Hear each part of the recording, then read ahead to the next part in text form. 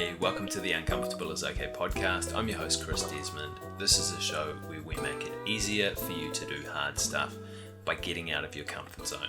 Today is the final step in building your resilience muscles, and the final step is to go back into your comfort zone. And this might seem to be at odds with what I've been talking about over the past month in these resilience podcasts, and might seem at odds with what I've been talking about over the last couple of years in terms of the whole premise of Uncomfortable is Okay. But without this step, you're going to struggle to improve resilience no matter how far you get outside of your comfort zone. And the reason that we come back into our comfort zone at the end of this process is to rest and to recover. So when we build muscle strength, the workout causes the stress to trigger the muscles to adapt. And at a basic level, the stress we put ourselves under in a workout creates some micro damage in our muscles. Then our body starts the repair process in response to this micro damage and begins to lay down new muscle fibers. In this repair process, actually, it takes time to fully progress and work its way through.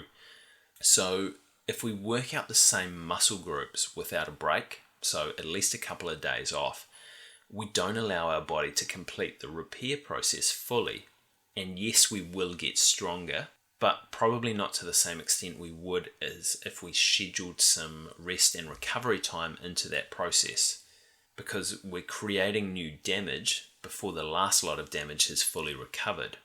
And if we continue to work out without break, then our body eventually starts to go backwards because we've overwhelmed its capacity to cope. And the same is true with building our resilience muscles. Strategically getting out of our comfort zone in a progressive manner starts the stimulus to develop our resilience muscles. We're placed under appropriate stress and our body and mind begin to adapt.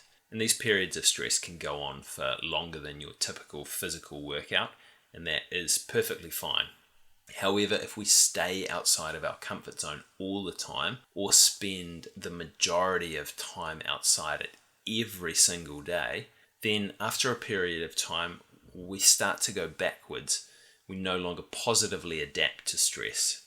We begin to burn out as our body has a reduced capacity to manage due to lack of recovery time. So scheduling time to come back into your comfort zone for recovery is vital. You allow your body a chance to repair fully from the stress that it's been placed under. And this is going to mean that you come back stronger and more resilient after that.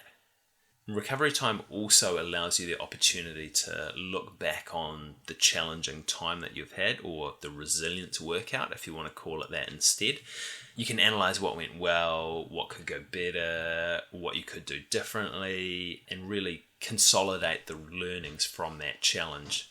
But if you stay in the challenge, it's a lot more difficult to find that time to consolidate. So these strategic recovery periods are best scheduled at the completion of the challenge you're working on. And sometimes you'll be able to find some time for recovery during a challenge as well.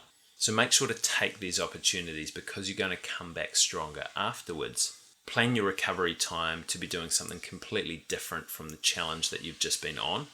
And it's particularly good if you can do it with something that you love.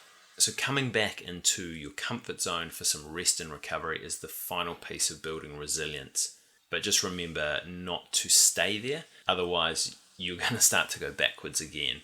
So hopefully over the last 5 weeks you guys have been able to action some of these points and help start to build your resilience muscles.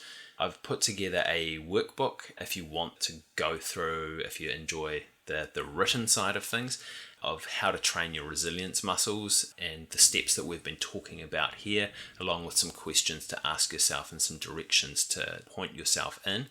You can grab that at uncomfortableisok.com. It's just a free download, and I think you'll get a lot of value out of it in terms of trying to train your resilience. But thank you so much for getting uncomfortable with me today.